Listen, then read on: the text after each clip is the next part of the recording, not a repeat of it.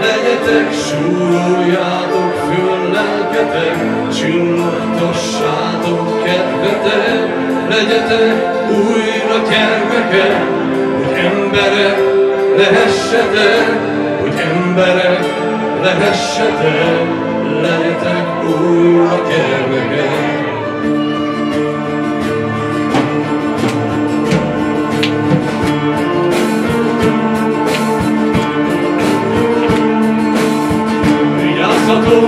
Ez a mese, már nem is egészen mese, belőle az Isten szeme. Tökélt a földre vele, vigyázzatok hát emberek, titeket keres a szeme. Olyan jó néha angyal lesni, s angyal lesve a csillagok közt, Isten szekerét megkeresni, ünneplőben elébe menni, tessék tavában megkeredni, tessék tavában mélyen, ezt a világot elfeledni, egy kicsit elfeledni.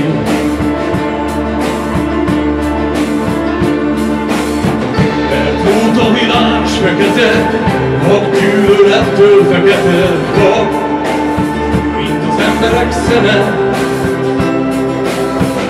Égig sem látnak bele, pedig az égből lefele korzik már Isten zegere. Minden csillag egy kereke, ezen egy angyal száll vele, az Isten maga száll vele, s csillagtükröt nyújt felé, mesetükröt a kezek. Szent tükrében végre egyszer pillantsatok, tiszta szemmel, Isten szemmel, milyen szép is minden ember, szépségtenger, mint a tenger, csillag szemmel, tele vagytok szeretettel, tele vagytok szeretettel. Tagadjátok, restellitek, elfordulnak fejeitek, megvakultak szemeitek,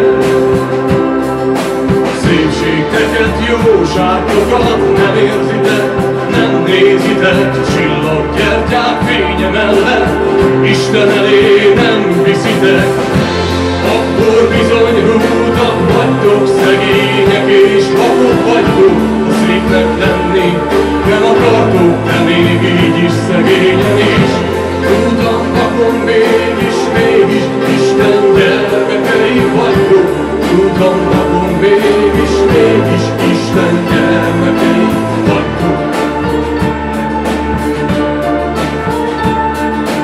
Rátok süti fényes szemét, elindítja fényszekerét, jó emberek játékszerét.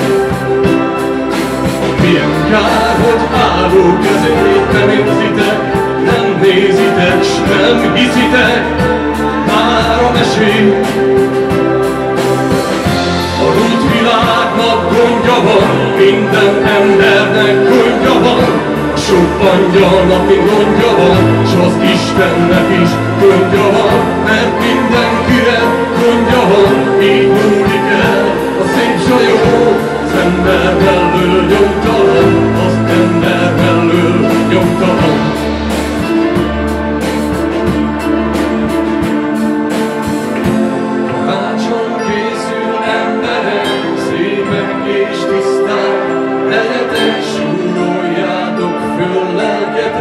Csillogtassátok kedvetek, legyetek újra gyermekek, hogy emberek lehessetek, hogy emberek lehessetek, legyetek újra gyermekek.